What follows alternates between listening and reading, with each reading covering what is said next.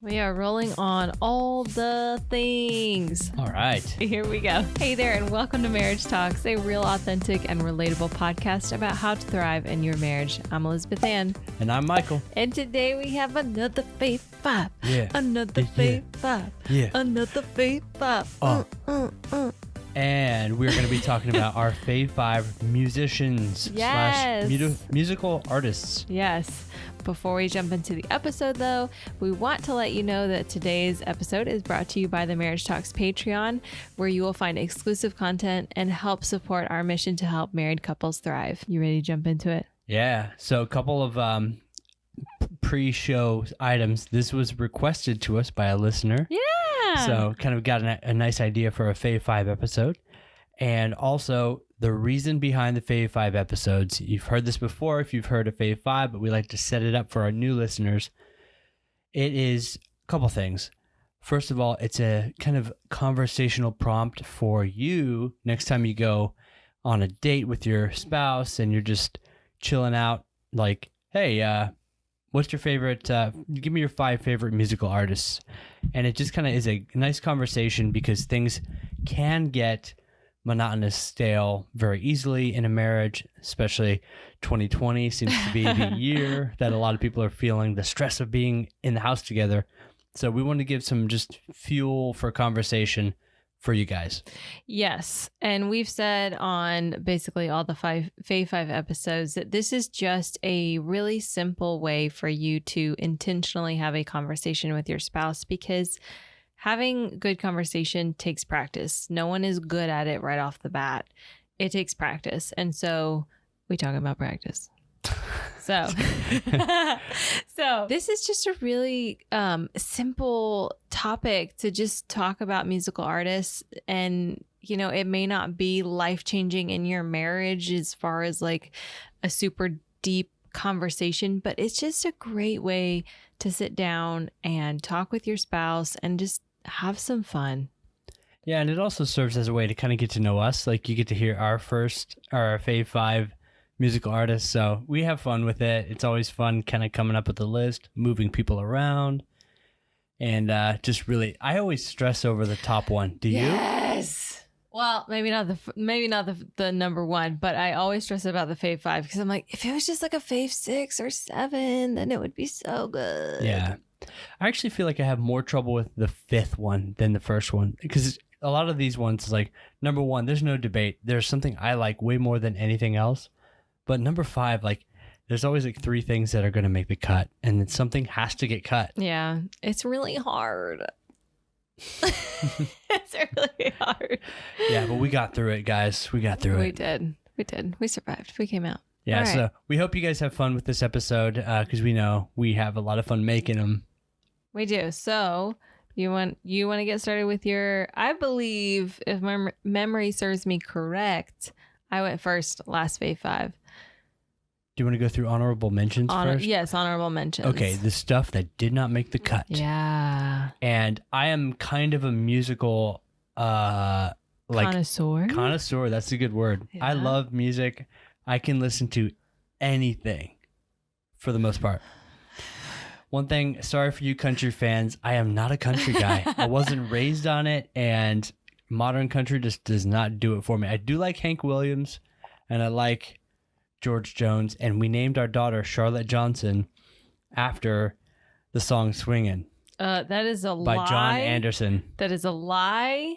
No, that is a lie. It's not true. We did name her Charlotte. Our last name is Johnson, and the first thing my dad said when we announced her name on her birthday was he was like, "Oh, like swinging." I was like, "What? What is that?" And he like introduced me to the song. I was like, "Holy cow!" I had no clue there was a song about that. Sorry, you had me talk. You were talking, and I was like, oh, "There's one that I forgot on my honorable mention list." So okay, yeah, we did not name her after that song, but it was really cool once we named her that there's a song about a girl named Charlotte Johnson. Yeah, and it's not a good song.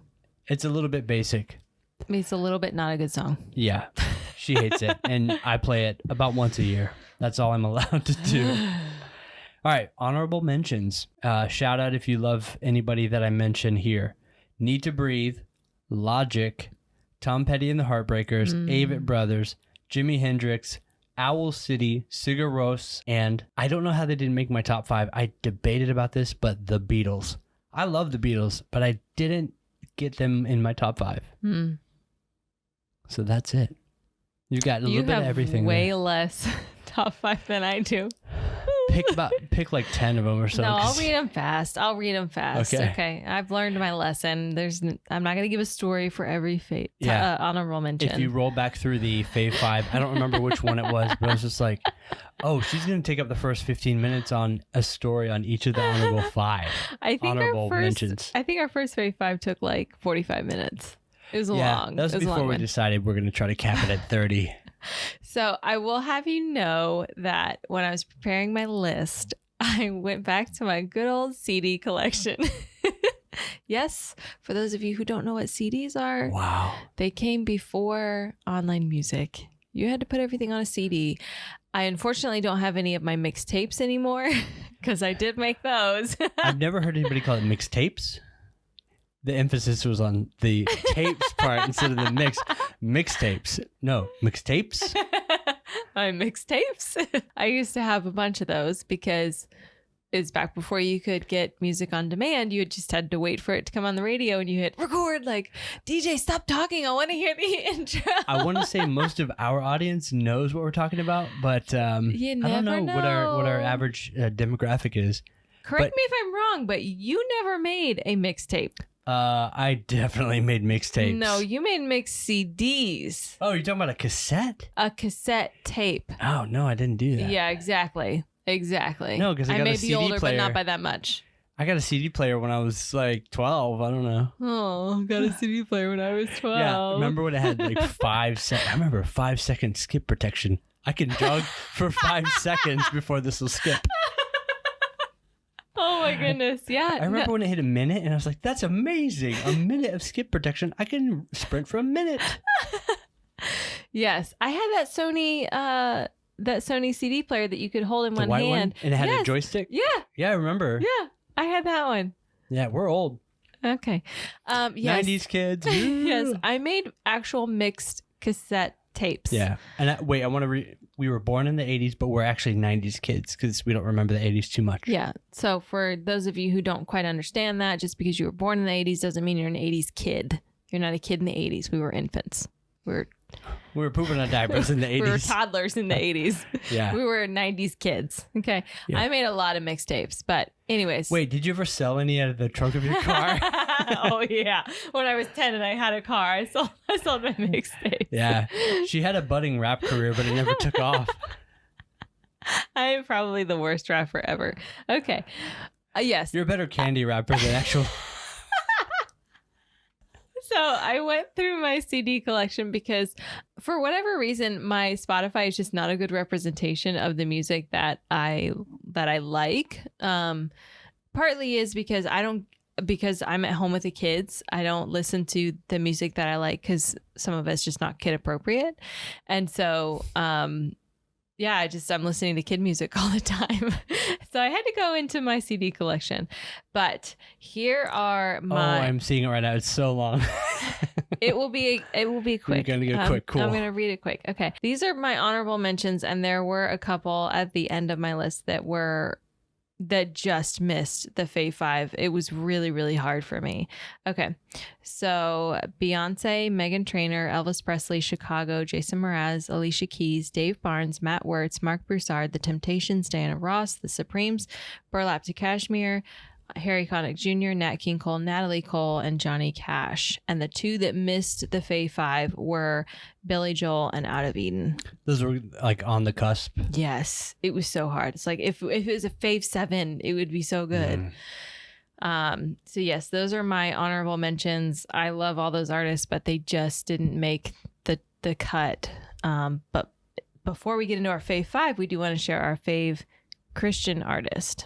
Yeah. So both Elizabeth and I, we don't listen to a ton of Christian music. So we wanted to tackle this because for me, there's one artist that kind of stands head and shoulders above others in terms of like my actual listening hours.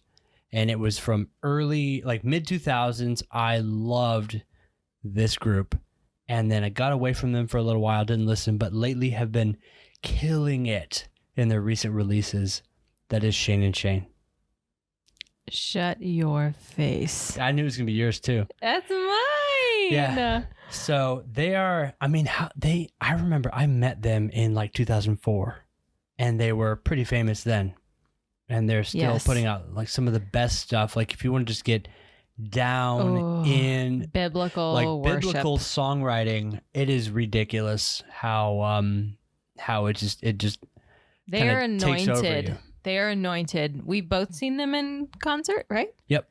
Yes. You have? I didn't really know you have. Yeah. Yes, in college. They did a concert at my church in like 2004. Maybe it was 2005, but I did get to talk to them real briefly. And fun fact, I went up to the stage before the show. I don't know why I was there ahead of time, but I went up to Shane Everett, the main Shane. Yeah. I couldn't tell you. I went up to Shane and I said, "Hey, you got like I got starstruck because I listened to them a lot at this point." And I was like, "Hey, you guys ready to rock?" And he's like, "We don't really rock." And I was like, "Okay." He should have just been like, "Yeah, man," and then let you walk away. But he was right. They don't. They're like, they were doing an acoustic set, and I don't know why I said that. But like, what do you say to an artist before they go on stage? I still don't know because I didn't find out that day. If you know, message us on Instagram and let us know what you say to Shane and Shane before they go on stage. But yes, they're very, very good artists, seriously anointed. They write biblically sound worship music and just stuff that will have you on your knees in the best possible way. I've danced to one of their songs. I remember that. We had just started dating when you did that. You did a number to one of their songs. Yes, their music is just phenomenal. It is just phenomenal. And they just came out with a brand new album it's called Vintage, of worship songs that like we sang when we were growing up. If you graduated high school between 2003 and 2006, it was all the youth group songs you would have came up with. Super, super cool. Yeah, but I'm talking about stuff like I remember from elementary school. Okay. Stuff that is, what is his name? Chris Tomlin. No, before him. 90s powerhouse. Mullins. Yes, Rich Mullins stuff. Rich Mullins, yeah. Good stuff. Anyways, yes, Shane and Shane, that is our favorite Christian artists. They're phenomenal. Definitely check them out. All right, so let's get on to our Fave 5. Yes. I'm going to let you start. No, you start. That's why I said you start, because I started last Fave 5. I was just trying to be nice. All right. All right, number 5. This was the one I agonized over, and I could probably put 3 or 4 artists in here, but since we have to stick to the rules that we set out, Led Zeppelin. I love Led Zeppelin. I discovered them actually later in life. I'm only 33, but I probably found out about I knew about Led Zeppelin for years, but I actually got access to them with Spotify, went through it, and it's like, I love everything they do. They set the stage for so many other artists that I like and just kind of changed the entire game for that genre of rock.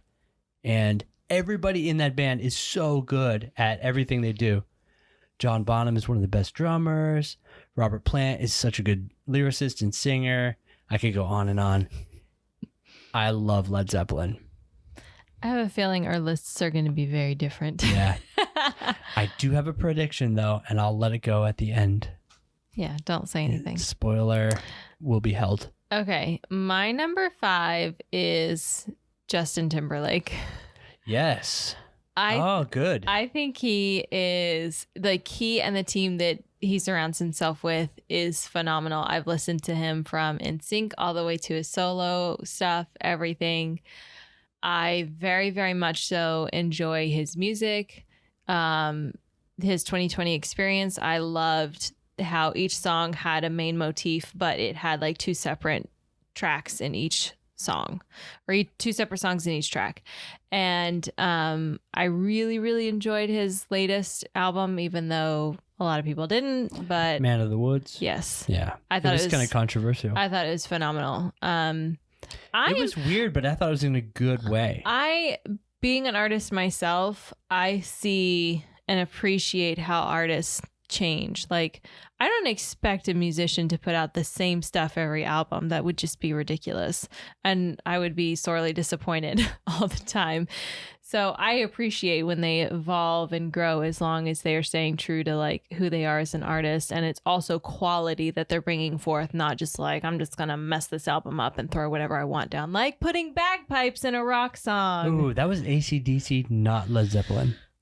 It doesn't matter. It was a terrible choice. Well, one thing I love about Timberlake is that he's kind of like, oh, he's pop, he's one of the most popular artists in the world.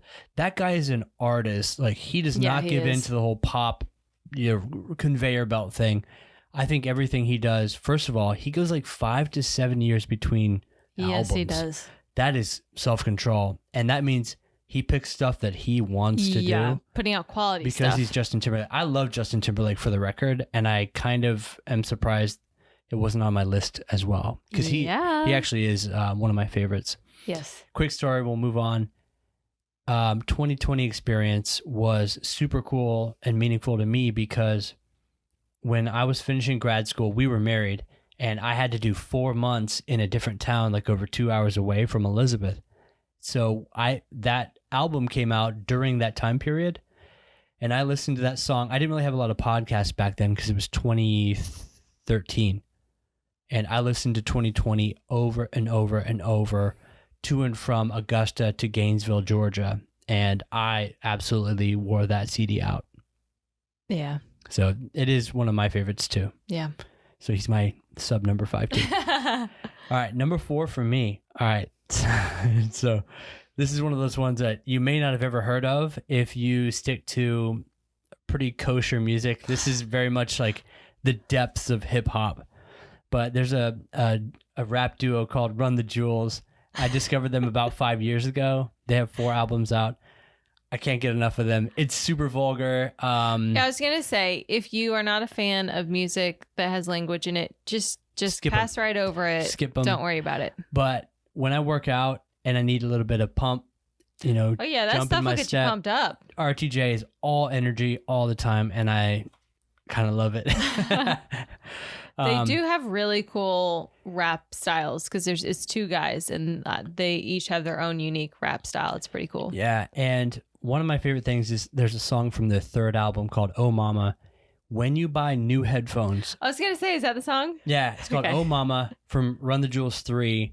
When you buy new headphones and you want to test them out, play that song. Make sure you have your EQ to where you have like hip hop or bass booster. Otherwise, you might miss the full effect. But when I got new AirPods, when she got her Power Beats, like that song bumps. It is so good. Because are we old for saying that song bumps? It is. It's so good. You got to check it out. It is. It's a song that's like, oh yeah. Yep. It's good. It's good. Yeah. So they're my number 4. All right. My number 4 is Mandy Moore.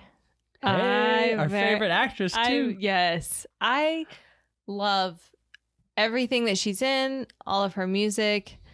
I think it's fantastic. Her latest album that she released is just fire. Seriously. It's amazing. I just think she's a stand-up person, and she's a really great artist, and she's just super intentional, and she's so cute with her hubby, who's also an artist. And Taylor Dawes. Yes, and they play music together, and it's just so sweet. But she is very talented, and I just love the work that she does. And we love This Is Us so much. That's the best show on TV. Holy cow. If you don't think so, phenomenal. fight me. Please don't. No, but don't it's a fantastic show. Yeah, it's very good. You should try it. We're on number 3? Number 3. Okay. It's funny because all of these that you're saying, I actually love them a lot too. I don't have them on my artist list on Spotify, and that's what I use to make this. That's why I went to my CDs. I don't know where my CDs are. I don't think you kept many of them. You probably threw a lot of them away. I have all my CDs. They're in like big binders. CD binders. Yeah. Yeah. And holding a CD binder makes me think of why we went to digital. It's like, this stinks. All right, number 3. This is the group that got me through high school and was like the soundtrack of 2003 through 9. Dave Matthews Band. I love D&B. You do. One of the things I never have achieved yet, and I need to actually do with you before it's not possible, is go see them live. They are good musicians for sure. Yeah, super, super virtuosos. And I got, Crash and Under the Table and Dreaming. But the main one that I listened to all throughout my senior year in the car was Live at the Red Rocks in like 95. I knew all the breaks in that song, all the songs and all the solos. I could time it out. I could do like the drum solos with air drums. You're really cute. You're like, here, let me play a track for you. And then you'd be like, just wait, the part's coming up. This is like with CDs. So before you skip to the part, it's coming up, I promise. Just wait. Yeah. But I love, one of my favorite things about Dave Matthews Band is the drummer, Carter Buford. I can't remember his last name. I think that's right. But he absolutely carries the band. It's so cool. I'm enthralled by anybody who's that good at their instrument. That's good. And I think that a lot of this stuff has to do with where you were when you heard a group or what was going on in your life. Yes. Like if you had a bad breakup and a certain musician got you through it, that's pretty exceptional. You'll remember that forever. Yes. Nostalgia has a big sway in, I think anything. Sure. Anything that we hold like dear or consider a favorite. All right, my number 3 is Michael Bublé. I knew he would make the list. Also, you keep hiding your list from me like I'm going to look at it. Because you do look over here. Look at it. Michael Bublé. And for our 1-year anniversary, it's funny because for our 1-year anniversary dating, we like unknowingly exchanged concerts. But Michael got us tickets to see Michael Bublé in Greenville, South Carolina, and he had this whole day planned. And if you've never been to Greenville, South Carolina, it is such a cute, quaint, beautiful little town that has a gorgeous park. It's also the place where Michael proposed a few years later. Yeah, but because of this night, it was so special that it became a huge point in our relationship. Yes, you took me to have Italian food, which is like one of my favorite genres of food. Genres? One of my favorite kinds. Styles of food. Works. Anyways, and we had got in the car and parked somewhere downtown, and he literally was like, cover your eyes and you can't look, and he's leading me across this busy intersection, walking me somewhere, and then we stop, and then he starts singing I've Got the World on a String, and I freak out in line. And I was like, did you give me tickets to see Michael Bublé? And he's like, yes. And I like start crying, and people around us are like, what is wrong with this girl? Yeah, crazy. And it was such a fun night. If you've never seen him in concert and he comes anywhere near you, go see him. He is an excellent concert. He's phenomenal live, super entertaining. It is worth it. I know tickets are not cheap. Chiclets. Is what I'm trying to say. Tickets are not cheap. However, it's so worth it. He's really, really great. And yeah, so he's my number 3. Yeah, that guy can put on a dang show. Lord, let me just tell you. So he's in an arena, whatever the arena is in Greenville, South Carolina. I don't remember it. But this is an arena where like they play basketball and hockey, like a sports arena. He's standing on stage and we are up in like the second balcony. He pulls his mic away and you can hear him singing. That's how like from the depths of his soul he's singing. It's amazing. He's such a talent. Do you remember the opening act, Naturally 7? Yeah, they were good. It's like a cappella kind of guys with the skill that's unbelievable. It's like Boys to Men on steroids. Well, it was like way before Pitch Perfect came out. A cappella became huge. These guys are a cappella, and one of the guys beatboxes to do the drums. Ridiculous. They're probably on Spotify. Naturally 7. Maybe. Yeah. Yeah. All right. Number 2. Numero 2. And we're down to I kind of agonized over 2 and 1. They kind of a little bit. Interesting. Number 2. the Black Keys from Akron, Ohio. Yes, you do love the Black Keys. They are good. I will put on Black Keys for basically any reason. They are very good. They are, if you don't know them, it's just a guitarist and a drummer, Dan and Patrick. They're from Ohio, and they started out making very, very raw music. Just two guys, literally drums and guitar, very distorted. Some covers, some originals, but I just love their music. It's so grimy and good. And they got a lot more polished as they got making more albums and doing some record deals. But I will, it's one of the things that back before Spotify, I would buy an album that they wrote before I hear it. It's like, I just know it's going to be good. Yeah. I don't care. I'll listen to them any day of the week. And they never disappoint. Some of the recent stuff is a little more controversial. Some people love them, some people don't with the new stuff, but I love all of it. El Camino is a good one, right? That's the name of the album? It's one of my least favorites, actually. What's their first album called? The Big Come Up. I think they made it in like Dan's garage, and it sounds like it, and that's why I like it so much.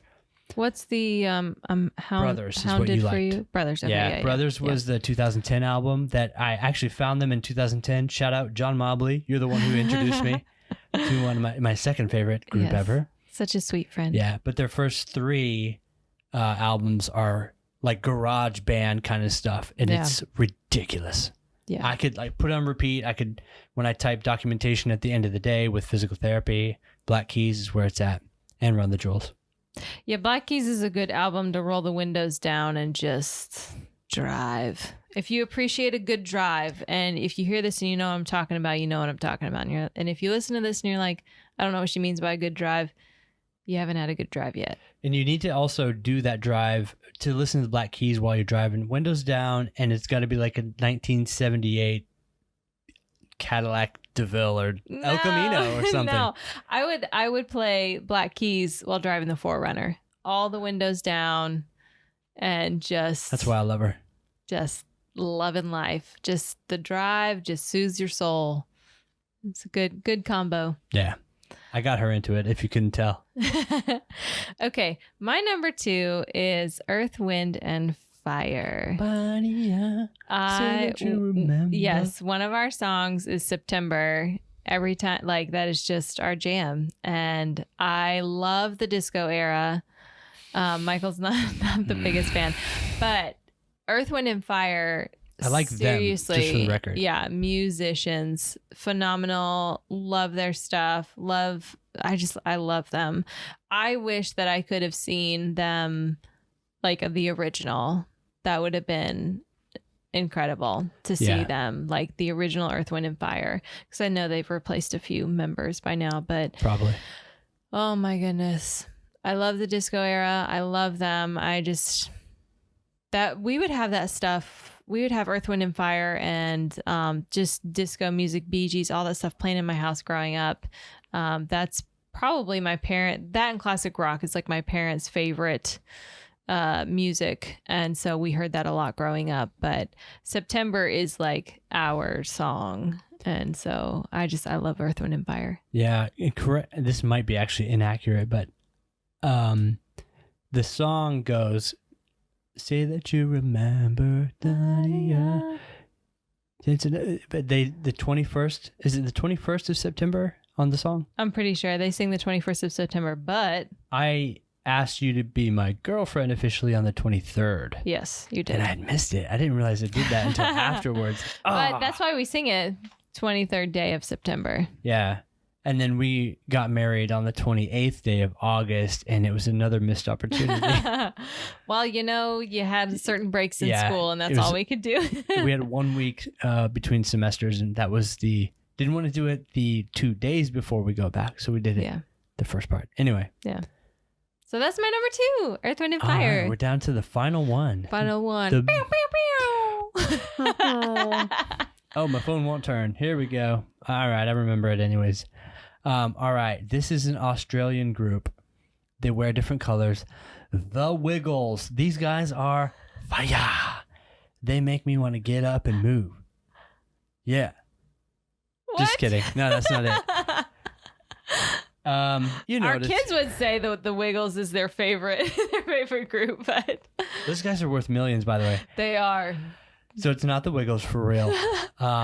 She already knew this, and she knows it because I haven't named him yet. Yes. It's John Mayer, baby. John Mayer. John Mayer. What a talent. Soundtrack to my younger life. And remains the soundtrack. It's like, what do I want to listen to? John Mayer. Then why not? Nothing else is better. And I guess he's controversial too. My brother didn't really like him a long time ago. I don't know if he still feels that way, but I don't. If you don't like him, he's the best. You keep your opinion over there. Yeah. So talk about a genre chameleon. So he came out doing singer-songwriter in like 2003 with you're gonna hear some songs on this version, but I wanna run through the halls of my high school.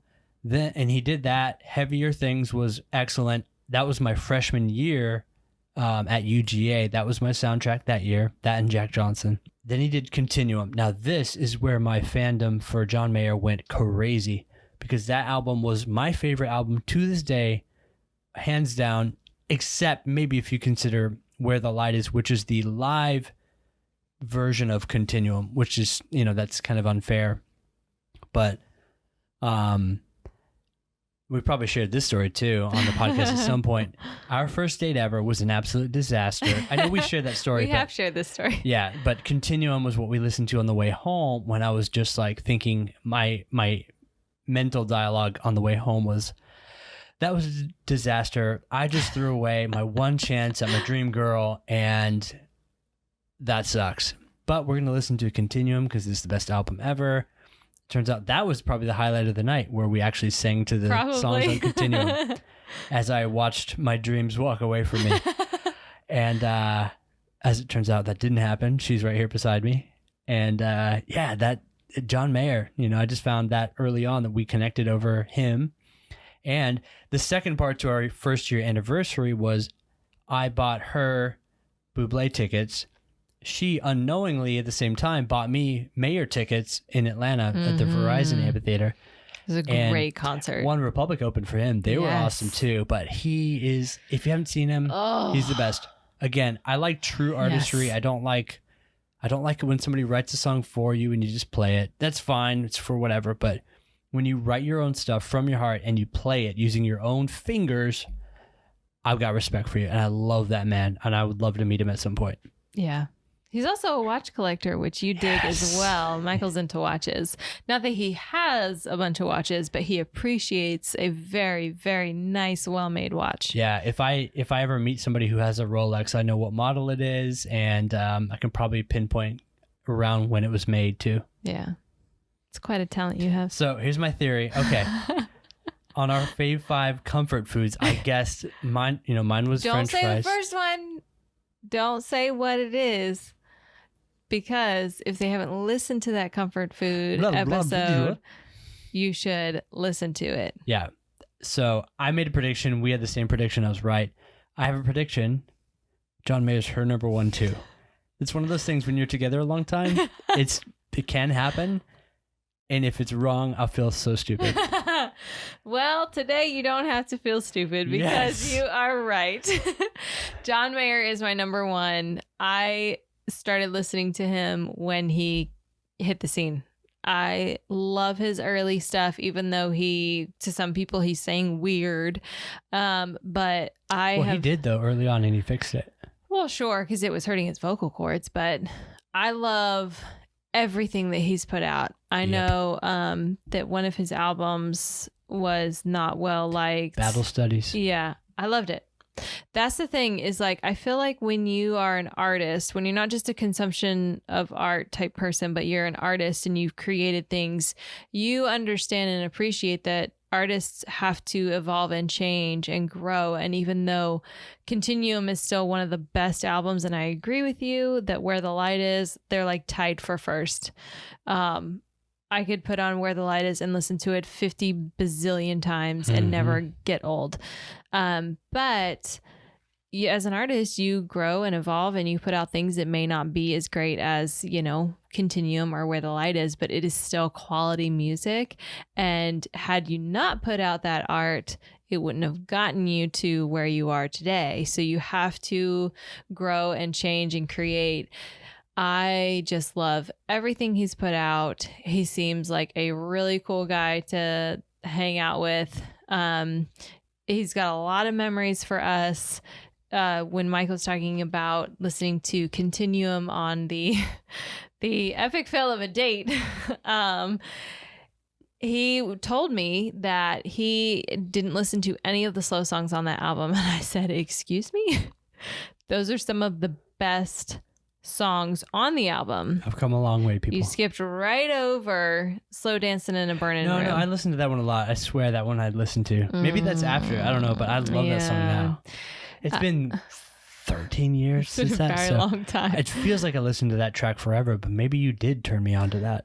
You skipped all the slow songs. Okay. That's what you told me. Your memory is better than mine, so I trust that. And I said, no, you have got to listen to the slow songs. Take the time, listen to them.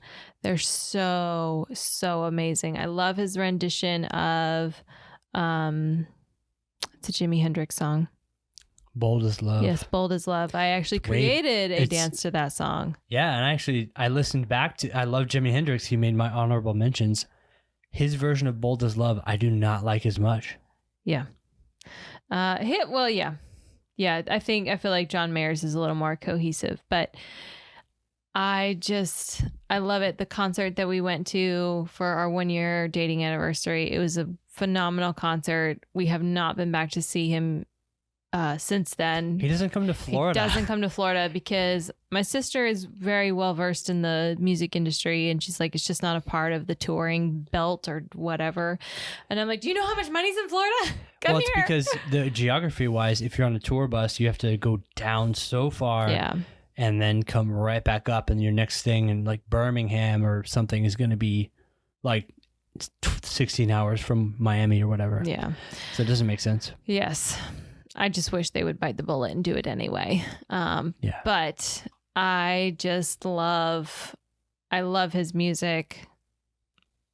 I love it.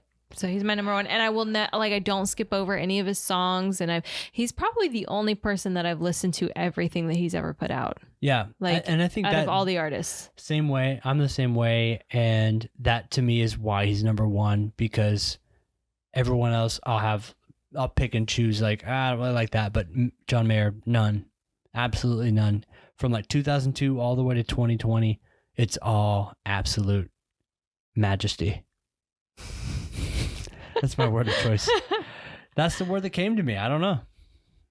So I swear, and it's funny because 2 of these episodes, I think it was our last episode, maybe 2 Fave Fives ago, we ended up with the same number one. I think part of that is like we've been together a long time. We don't plan this stuff out. I have no we clue. don't. We keep our Fave 5 lists very secret. It's like, don't be looking at my list. Don't look at it. Get out of here. I'm making my list. Don't look at it. Yeah, that's pretty fun though. I kind of had a feeling when we decided to do this, we would end up at John Mayer. Yes, I knew it. But it was still fun to hear all the ones leading up to it. Yeah, it sure was. Very different styles. Yes. Disco sucks. It's not. Before we sign off, though, with this episode, your challenge for this week is to, on your next date night, talk with your spouse about your Fave 5 artists, your Fave 5 musicians. Yeah, and pick a track or two. If your spouse isn't really familiar, in the days of Spotify, Apple Music, you can pull up anything, but play something for them, and talk them through like why it's a cool track and something like that. And spouses who are hearing songs, be gracious with that, because you'll get your turn right afterwards. But it's cool to kind of just connect over that. Just music. Hopefully, I think music, is such a cool thing to, feel emotions and really connect and just feel great. Well, and you learn more about your spouse too, which is always great because we don't stay the same. And sometimes you might have met your spouse later in life where you didn't know about like their growing up or their high school or college experience, or, when they were young adults. Like if you weren't around for that, then getting to learn like why an album was so impactful for them, it really helps you to get to know them and learn more about like what makes them tick, why they liked the album, why they liked the artist. Those are all really good things to learn about your spouse. So I feel like every time we do a Fave 5, I learn more about you. Yeah. Even though we've been together for a long time. Yeah, super long. So long. Oh my God.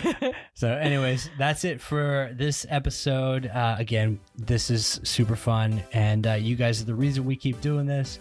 Yes. And if you have any episode ideas or Fave 5 episodes or any questions at all for us, hit us up, marriagetalkspodcast@gmail.com. We are on Instagram. We'll leave all the connections in the show notes, so go there to connect with us. But until next time. Yes, and please, please, please share this episode with a friend. We would love it so much. It just means the world to us when we see that you have shared an episode. I kind of legit cry every time. So yeah, thanks. And subscribe to us. We love it. Bye. Thanks, you guys. Bye. Bye.